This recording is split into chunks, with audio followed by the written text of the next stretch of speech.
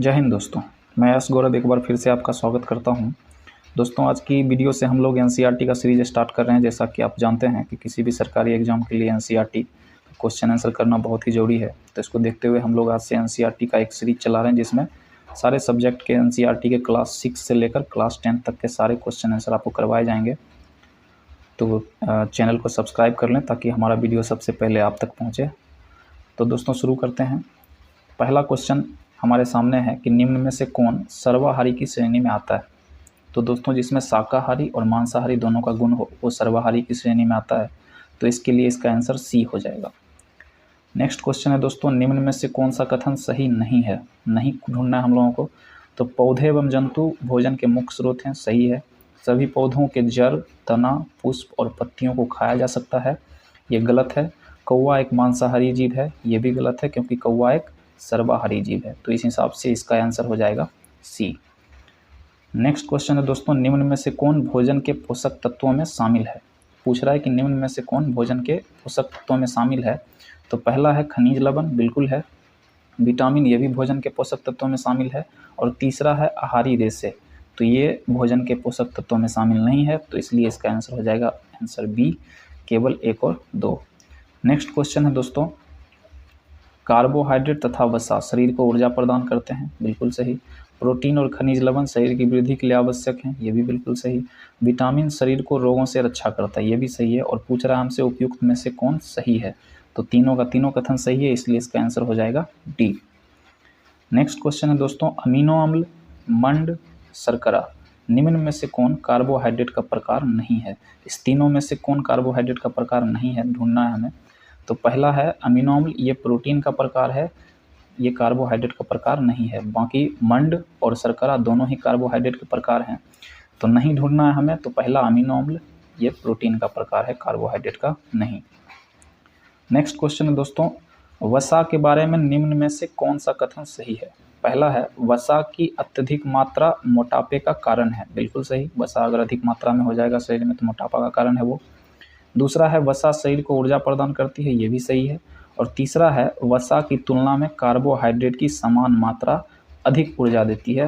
दोस्तों, ये कथन गलत है क्योंकि वसा अधिक ऊर्जा प्रदान करती है कार्बोहाइड्रेट की तुलना में। और इस लाइन में बोल रहा है कि कार्बोहाइड्रेट की समान मात्रा अधिक ऊर्जा देती है, तो इसलिए गलत है। तो पहला और दूसरा दोनों सही है, तो इसलिए इसका आंसर हो जाएगा ऑप्शन बी। अब मिलान करने का है दोस्तों, तो हम लोग आसानी से मिलान कर लेंगे। पहला है विटामिन ए, विटामिन ए की कमी से दृष्टिहीनता होती है, तो पहला का हो जाएगा 3, तो ए का हो गया 3, 3 ऑप्शन में है।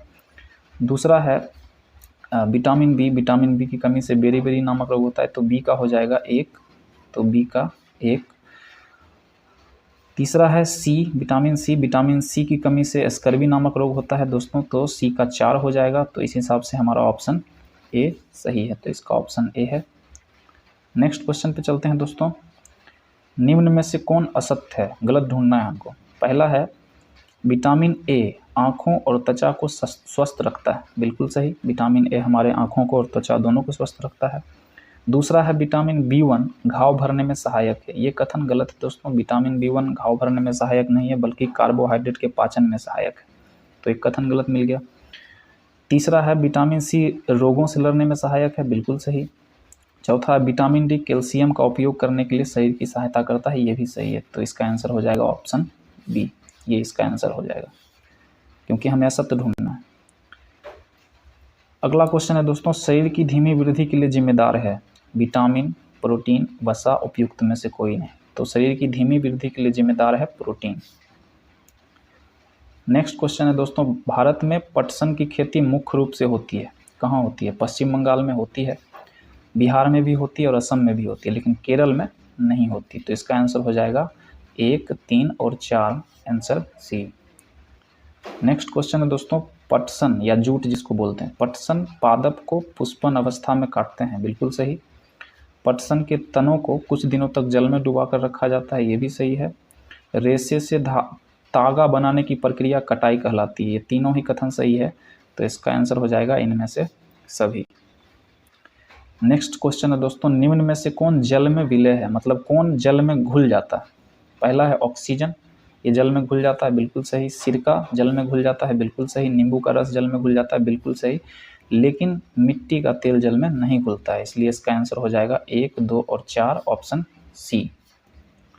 नेक्स्ट क्वेश्चन है दोस्तों, निम्न में से कौन पदार्थों के पृथक्करण की विधियां हैं? पहला है निष्पावन, दूसरा है निस्तारण, तीसरा है निस्यंदन। दोस्तों तीनों ही जो विधियां हैं ये पदार्थों के पृथक्करण की विधियां हैं, इसलिए इसका ऑप्शन हो जाएगा 1, 2 और 3 ऑप्शन डी। नेक्स्ट क्वेश्चन है दोस्तों, जिस विलयन में कोई पदार्थ एक सीमा के बाद और अधिक नहीं घोला जा सकता है, ऐसा विलयन क्या कहलाता है? तो दोस्तों संतृप्त विलयन एक ऐसा विलयन है जिसमें कोई भी पदार्थ एक निश्चित सीमा के बाद नहीं घोला जा सकता है। तो इसका ऑप्शन हो जाएगा, आंसर हो जाएगा ऑप्शन ए, संतृप्त विलयन।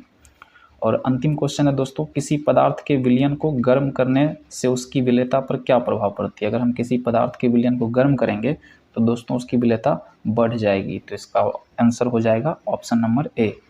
तो दोस्तों अगर आपने चैनल को सब्सक्राइब नहीं किया है तो कृपया चैनल को सब्सक्राइब कर लें